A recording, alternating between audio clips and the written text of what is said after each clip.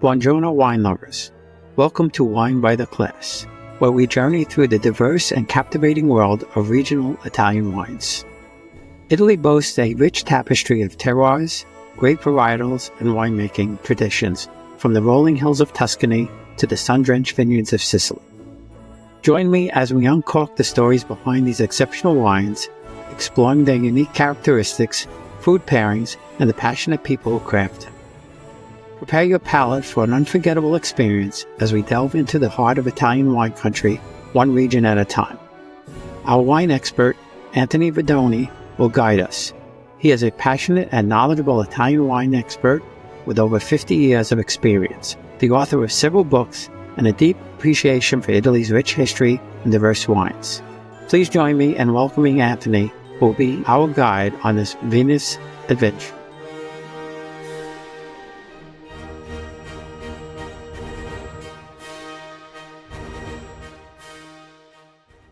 All right, we're traveling east now. We're in northern Italy, and we're moving from Veneto, little north, to the area which I find extremely interesting. It's referred to as Alto Adige, Trentino Alto Adige, and sometimes referred to as the South Tyrol.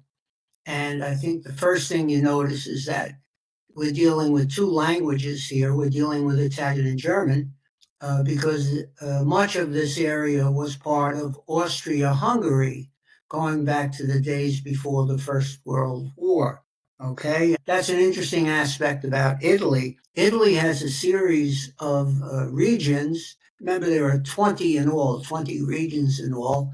And Italy drives you a little crazy because there are actually two countries within Italy. One is Vatican City, which you're familiar with, and the other is the Republic of San Marino, which is in the area of Emilia-Romagna. And so we're in Trentino Alto Adige today, the South Tyrol, and that's one of what are called the 5 autonomous regions. These are regions, to synopsize, because it's not a political exercise. We're supposed to be talking about wine here, not about Italian politics or Italian law. They're so distinctive that they're allowed to keep some of their own tax money and run themselves independently. And these regions are Trentino Alto Adige and Friuli Venezia Giulia. Will be in those two regions today. Lots of hyphens in there, by the way. And Alto Adige, Trentino Alto Adige, called the South Tyrol, we see Italian and German. When we get to Friuli Venezia Giulia, we'll be dealing with an area that is affected by Slavic culture, okay? Friuli, Venezia Giulia. We've already visited Val d'Aosta, in which there's a big French presence, okay? That's in northwestern Italy. And then when we finally finish up toward the end, we'll be in the islands of Sicily and Sardinia, and those are autonomous regions as well, very distinctive regions. And a good way to start in Trentino Alto Adige is to tell you that we're in the Dolomite mountain range. Of course, we just give different names to different mountain areas. These are the Dolomites, great ski country. When we get to Friuli Venezia Giulia, we refer to them as the Carnian Alps, the Carnian mountain range. Okay, and I'll tell you a little something about the grape varieties in this area of Trentino Alto Adige. There are some indigenous grapes, but they also do a wonderful job with the international varietals. Pinot Grigio, Pinot Nero, which Pinot Noir, they call it Pinot Nero, and the Germans call it Blauburgunder. And then also Pinot Bianco. I think that this is a great discovery, great variety for this area, Pinot Bianco. Okay, it's also an area with a lot of sparkling wines, the most famous of which is Ferrari.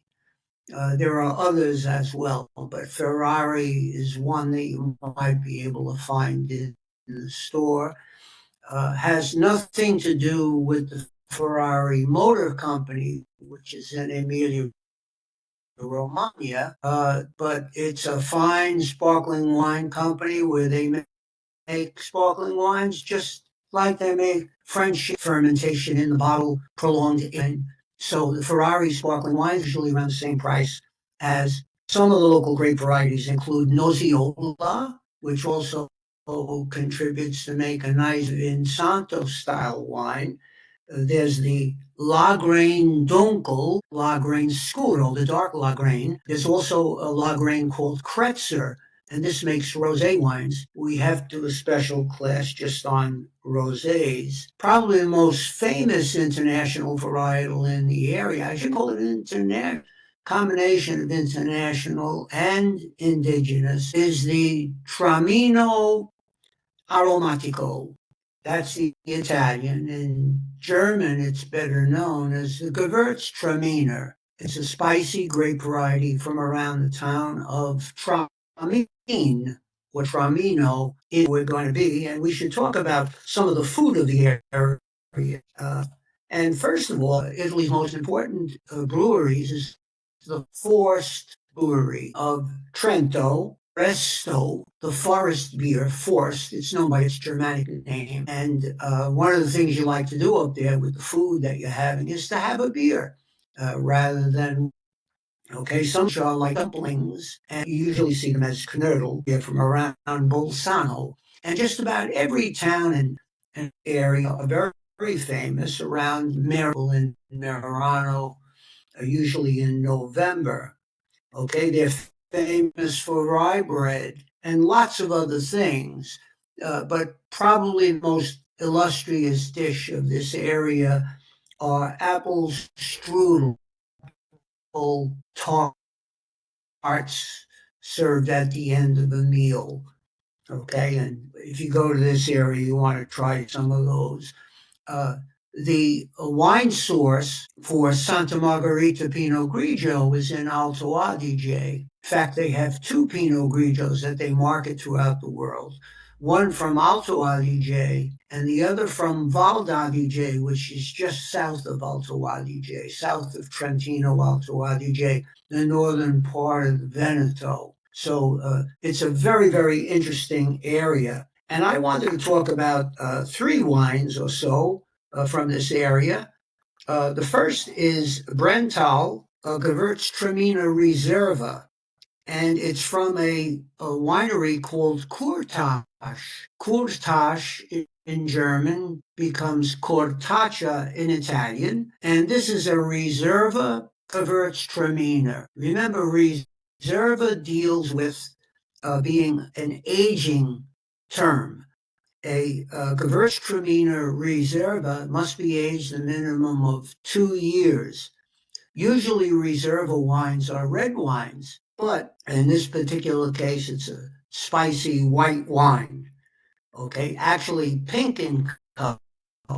Gewürztraminer in Germanic, and Tramino Aromatico, the aromatic Tramino grape in Asian cuisine, roses, passion fruit, and flowers, and is very distinctive. And Gewürztraminer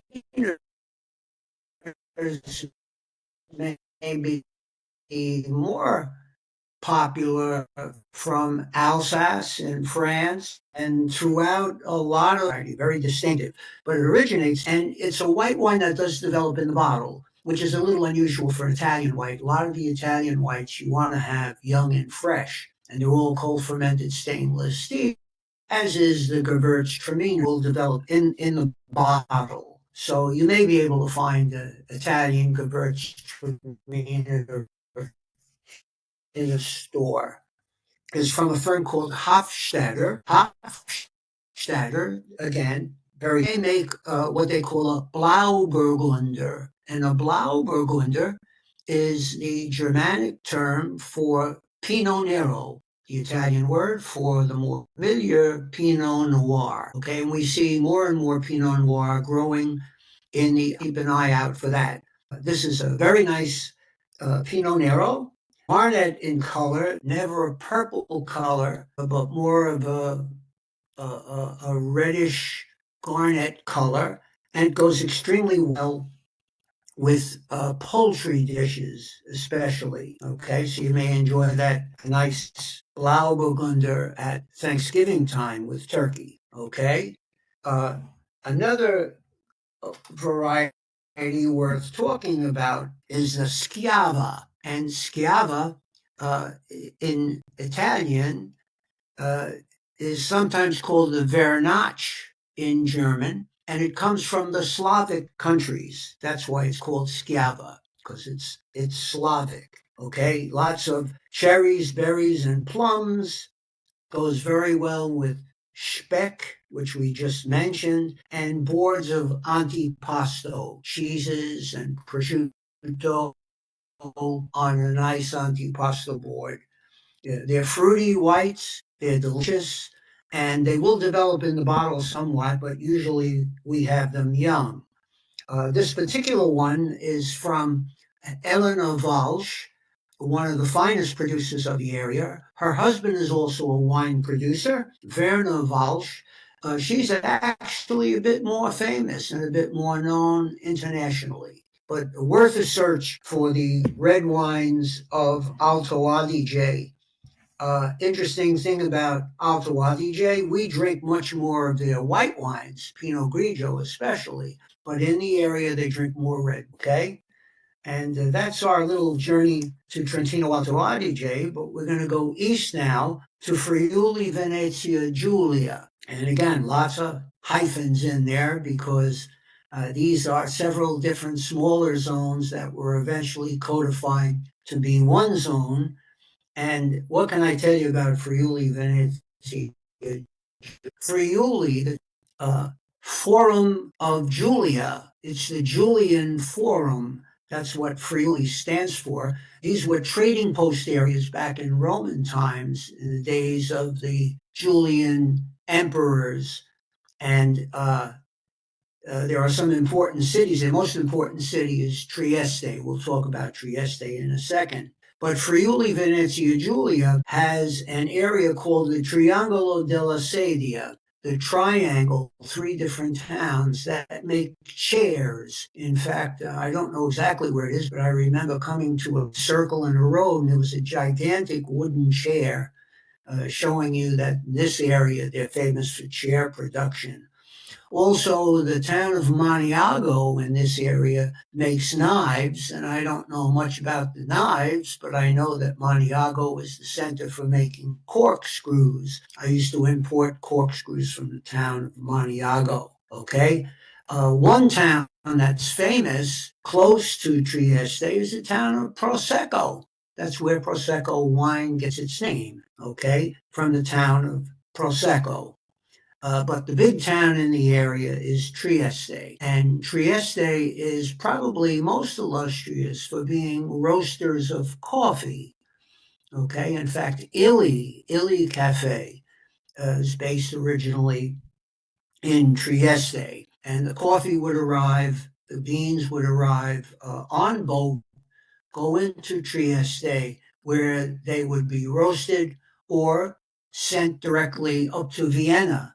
Vienna's famous coffee shops get their coffee, or historically have gotten their coffee from Trieste, and they got theirs, of course, from the coffee production in Central and South America. Okay, and the wine area is extremely interesting. Some of the best white wines in Italy come from Friuli Venezia Giulia. The Carnian Alps form a kind of a horseshoe, and then you have the sea. And there's one area in the Carnian Alps which has an interesting soil called ponca. And we'll be talking about this area a little more in detail later on because the ponca soil is very hard and filled with microelements. The soil is so hard they have to drill holes in the soil to plant things. And the grapevines take a little longer to develop because the soil is so hard, but they produce wonderful wines, especially the whites. We'll talk about that in a while. But I should tell you a little something about the food in the area. First of all, the San Daniele prosciutto is from Friuli, Venezia Giulia. And the most famous cheese of the area is Montasio cheese. And you might be able to find that in a fine cheese shop. And just as we had forced beer in Alto Adige, Birra Moretti is from Friuli. So it's another area not only famous for wine, but famous for beer. And throughout this area, they eat a lot of polenta, which is a favorite. We mentioned prosciutto di San Daniele. And just one more note about this area. This is the area where the famous Italian chef and TV personality Lydia Bastianich was from. Okay, she was from Istria, which is in Slovenia, in that area, and then of course in Friuli, Venezia Giulia. So we owe our love for Lydia Bastianich to this area, Friuli, Venezia Giulia. And just to tell you about some of the grapes, probably the most interesting grape in the area is called Friulano. It used to be called Tocai, Tocai. But when Hungary became involved in the European Union, they have a wine called Tocai. So the Italians changed the name of their Tocai grape to the Friulano grape. But there's a connection between Italy and Hungary. Uh, for example, the Count Formentini was the one who brought grapes to the area of Hungary where the Tokaj is made.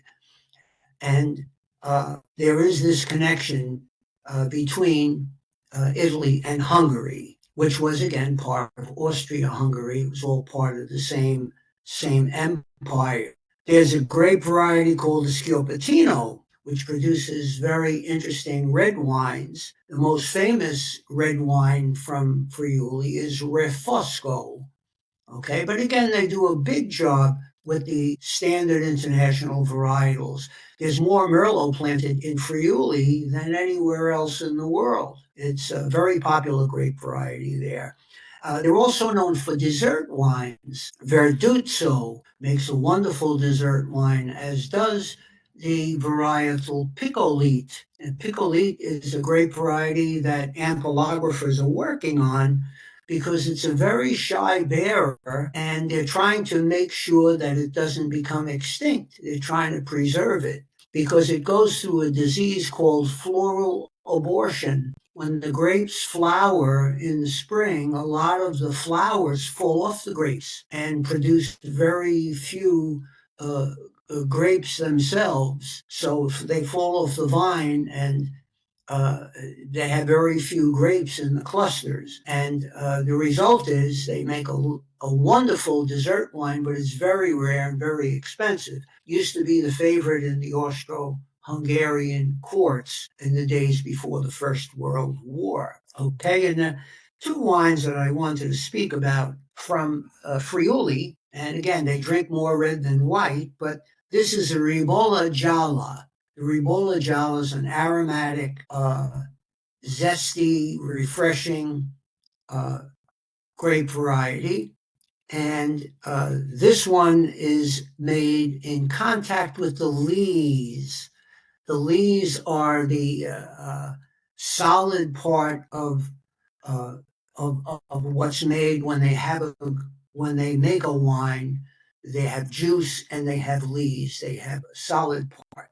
And the the wine rather, stays in touch with in contact with the lees, and it picks up more extract and is finer, and it will age well as well. So you may enjoy finding a Ribolla Gialla. And the last grape I want to speak about is from the area of Collio, Colli Orientali or Collio Goriziano. These are two hills where they have this ponca soil. And, everything on a wine label is important. But if you see a white wine from Friuli that's from the Collio area, that's a sign usually of very good quality. And this is a Sauvignon Blanc. And I mentioned that in this area, they do a very good job with the existing international varietals. Some of the best Sauvignon Blanc in the world come from the Collio area. And I have an assignment for you. Why don't you try a Collio Sauvignon Blanc with the Sancerres from France, from the Loire Valley, or with New Zealand Sauvignon Blancs, and see if you can determine the differences between them and see which ones you prefer. These from Collio have nuances of peaches. They're not very grassy. Uh, they're aromatic, but extremely pleasant, and it might be fun for you to compare them. And I'll end the session on Friuli Venezia Giulia by just giving you a fun fact, okay? Something that you might not know.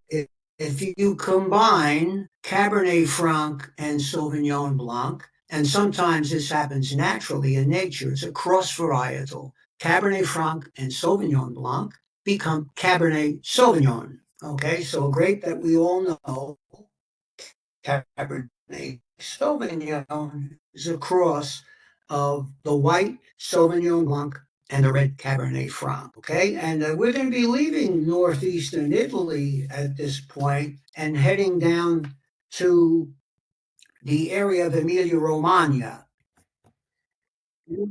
I say the same thing over and over again. I always tell you this region is my favorite. This region has so much wonder, et cetera, et cetera. But I really have to exaggerate the importance of Emilia Romagna. I think many Americans go to Rome, Florence, and Venice. Well, I think it's easy, especially if you're taking the train, whether you're driving or taking the train, it's just as easy. When you leave Florence to get to Venice, spend a day in Bologna, in Emilia Romagna, okay, because there's an awful lot that this area offers.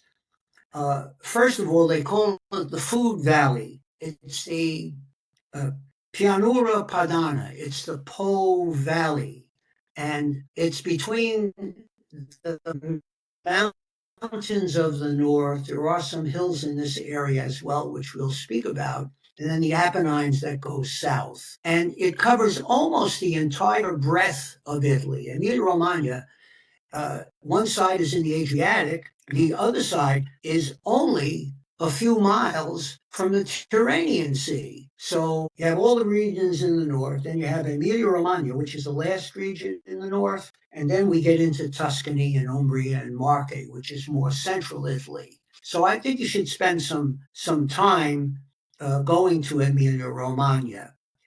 It borders Lombardy, Veneto, Liguria, Piedmont, Tuscany, and Marche, and also has within its confines the Republic of San Marino. It's a very interesting area. The major city is Bologna, which is sort of in the center of Emilia Romagna, but there are other famous cities as well. And it's a railroad hub, so it's very easy to get there from Florence or from Venice or from wherever you are. Okay. And it's also a university town. The oldest university in the world is University of Bologna, was founded in 1088. Of course, that was before Italy was founded. Italy was founded as a country in the 1860s. So the culture of Bologna goes very far back. Okay, it's called the Alma Mater Studiorum. It's the nurturing mother of studies. Well worth your investigation. And when I start to go over the foods, I think this is going to ring a lot of bells with you because Italy's most famous cheese is Parmigiano Reggiano, Parmesan cheese. Parmigiano Reggiano comes from the area of Reggiano, the Reggio Emilia area. Okay, and well worth your investigation. Prosciutto di Parma, Parma ham, as the British call it. Parma is another town like Reggio Emilia and Parma, just a little northeast of Bologna, in the area called Emilia. See, it's a hyphenated region. Area east of Bologna is called Romagna. We'll talk about that. When you are there, you may want to go to Modena. Modena is very famous, not only for Pavarotti, who's one of its greatest citizens ever, but also for aceto balsamico, the balsamic vinegar, which is such an international product. There's also balsamic vinegar from Reggio Emilia, which is not far from Modena. Uh, Mortadella, which actually uh, bologna, that's mortadella, is a special ham with uh, with pepper, black pepper, and also pistachio nuts. Okay, so you'll find all of these things. Pastas. What pasta shapes are important? Capelletti, tortelli, tortellini. Okay, you may enjoy them. I'll tell you about an obscure pasta which you probably won't get outside of Emilia Romagna. It's called ortica, and ortica. It's really interesting to show you how the people work in this area. Uh, it's made from a almost a poison ivy. From you pick these green plants, the ortica plants called nettle, nettle, and you boil the ortica plant, and you get a boiled mixture that can be good for helping if you have a cold or if you don't feel well. But then you take the solid greens, which you make it into pasta. Okay, and this is called ortica, and it's something that they specialize in the area. There's another cheese in the area called formaggio in fossa. It's a cow or sheep cheese uh, uh, that is put into caves or sometimes buried. Formaggio in fossa means the cheese in a ditch, okay? And it picks up a lot of pungent character for being buried. And it's usually unearthed or taken out of the cave in the fall season. It's a seasonal cheese. And these are some of the specialties of Emilia Romagna. But the most famous specialties are Parmigiano Reggiano, prosciutto di Parma, aceto balsamica from Modena. Also, mortadella, which is called bologna by the British. It's a wonderful area to eat, and I think you should stop there on your way from Venice to Florence or from Florence to Venice. Okay, the wines are deserve more attention, okay? And I'll be speaking about those wines after I tell you one of the most famous brandies from Italy comes from Bologna. It's called Vecchia Romagna, and you'll find it on every back bar, every Italian restaurant, every little wine shop throughout Italy, okay? And to speak about the wines, one of the nicest white wines of Italy is Pignoletto. And I'll teach you a little Italian poem, which I hope you enjoy.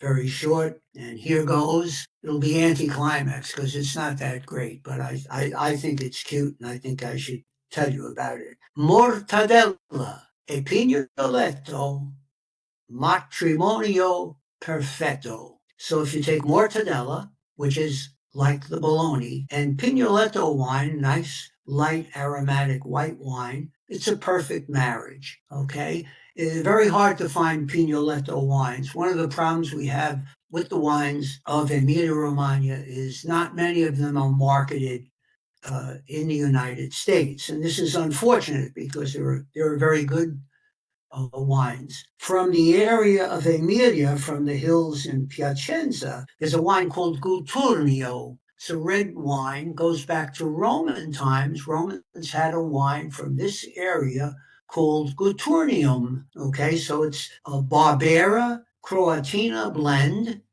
and it's just been given a special DOC. There's a Superiore Guarnio, which reaches 12.5% alcohol, which receives an alcohol of 13% and is aged for up to 24 months. So this is a wine that you may see in the next couple of years in the United States. We used to have it, but then it fell out of fashion, and I think it's going to make a comeback. Guturnio, okay? One white wine that's worth mentioning is Albana di Romagna, sometimes called Romagna Albana. Romagna Albana. And Albana was the nickname of a Roman princess going back to the 5th century AD. Her name was Galla Placidia, and she had long blonde hair, and Albana means white. The grape clusters are extremely long and very light in color. And Galla Placidia was the daughter of the Emperor Theodosius. And again, the wine is named after her. The Albana grape is a sugar factory. It ripens and becomes very, very rich and makes wonderful dessert wines. To make a dry Albana, you have to anticipate the harvest. Pick the grapes before they are completely mature, okay? And that will produce an Albana di Romagna Secco, okay? There's also an Albana di Wheat. Literally, amabile means lovable. The term when it brown and soft. Then there's an Albana di Romagna Dolce. And I haven't seen much of this around in the marketplace. It's sweeter than the amabile. Passito is where Albana di Romagna made from dried grapes, houses out in the vineyard area. Okay, there's even a Passito Reserva. And I think if you find an Albana di Romagna Passito, you'll be getting one of the greatest dessert wines in all of Italy. I was fortunate to work with the Opici Wine Company, and in the 1980s, in fact, in 1988, through Opici and I to Italy, and we were in search of an Albana di Romagna because Albana di Romagna had just been elevated to being a DOCG wine, which is the highest classification of wines in Italy under Italian law, was the first white DOCG wine, okay?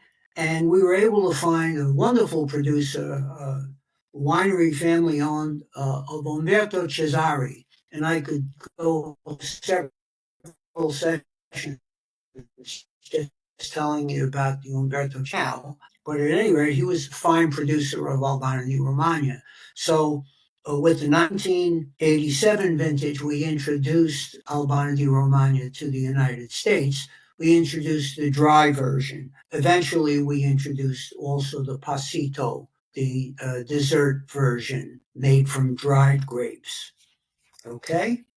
And in addition to Umberto Cesari's Albana di Romagna, we also introduced a Sangiovese di Romagna Reserva, which is made from 100% Sangiovese grapes, actually 85%. They can blend some other things in there. And this is the one wine from Emilia Romagna, one of the wines from Emilia Romagna you may be able to find in a store. I found this one, Romagna Sangiovese Reserva, and it's from, interesting, I think point this out as an exercise for you, it's from Collina dei Lecci, and they are a producer of Brunello di Montalcino in Tuscany, but they also bottle a Romagna Sangiovese Reserva. So it shows you that certain wines, especially DOC wines, can be bottled outside of the zone of production. Okay, that's something very common in Italy.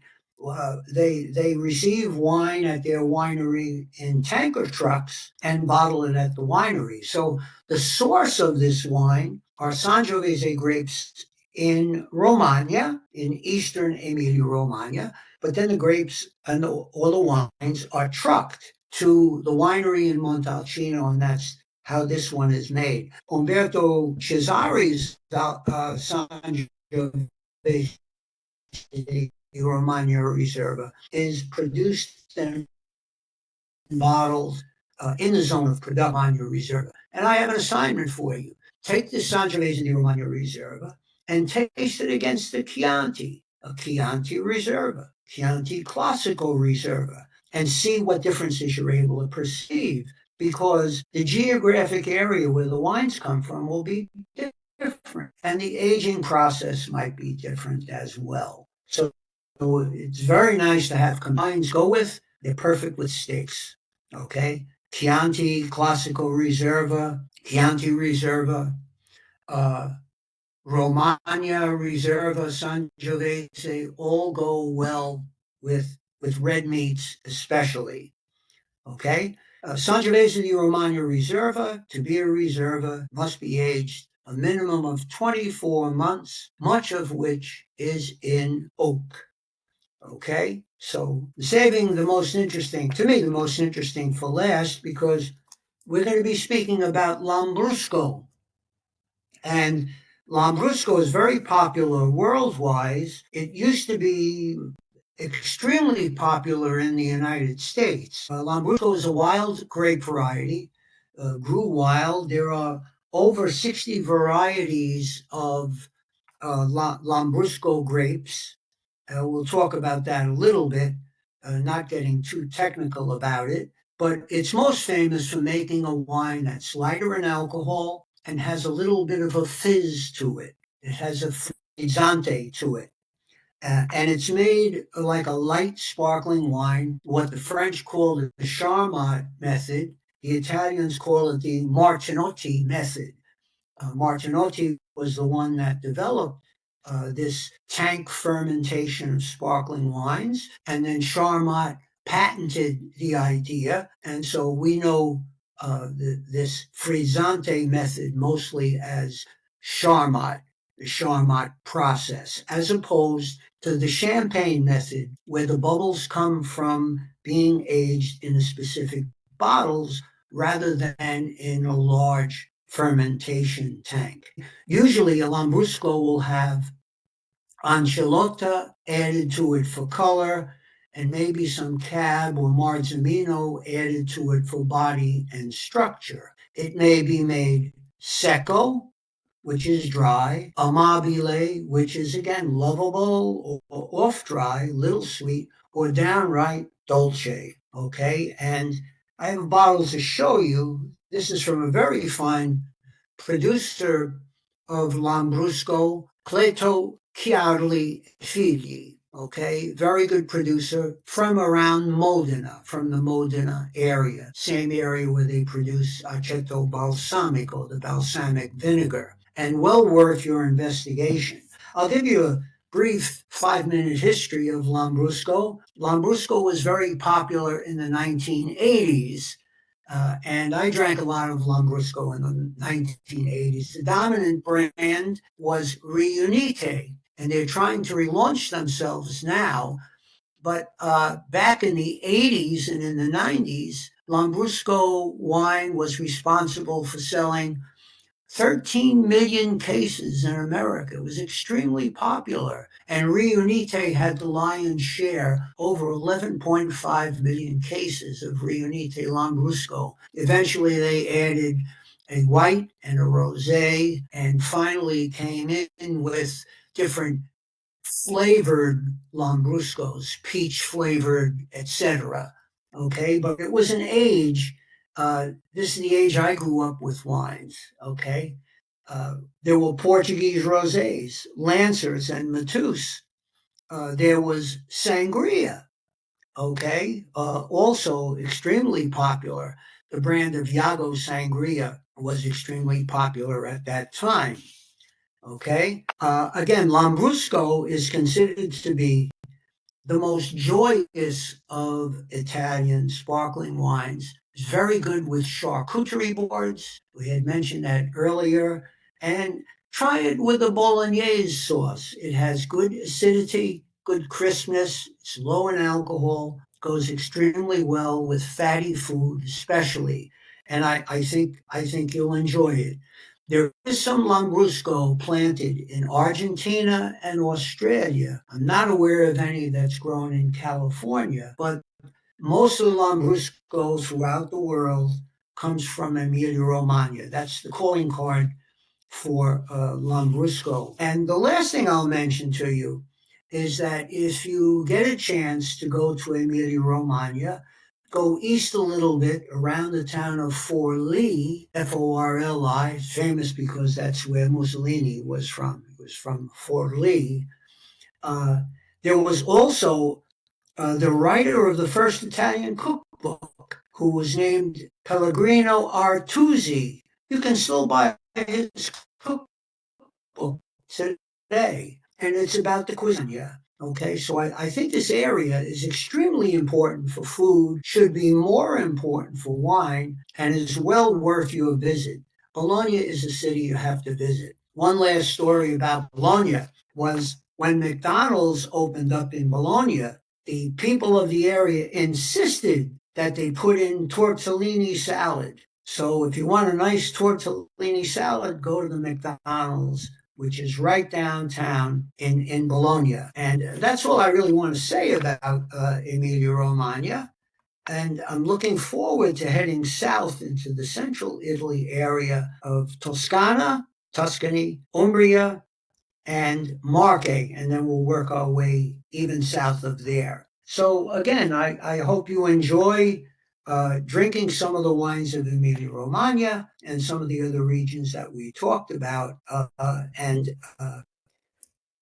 hundreds of grape varieties are available in America. There may be as many as 2,000 varietals from Italy. Don't let Italy confuse you. It's nice to try different wines all the time and see what they have to offer. And when you have the possibility, like the Sangiovese, to try it with wines from other regions, go ahead and do it. And give me your evaluation of it, especially when you get to Sauvignon Blanc or Cabernet Sauvignon or Merlot. It's interesting to taste the Italian versions with the versions from France, from California, from the southern hemisphere in New Zealand and in Australia as well. Comparative tastings is what it's all about. Okay, so we'll see you next time when we get to central Italy. Enjoy your time, have good wines. It's an important part of the meal. I can't imagine having a nice meal without wine. Okay, so thanks very much for your attention. Ciao, ciao.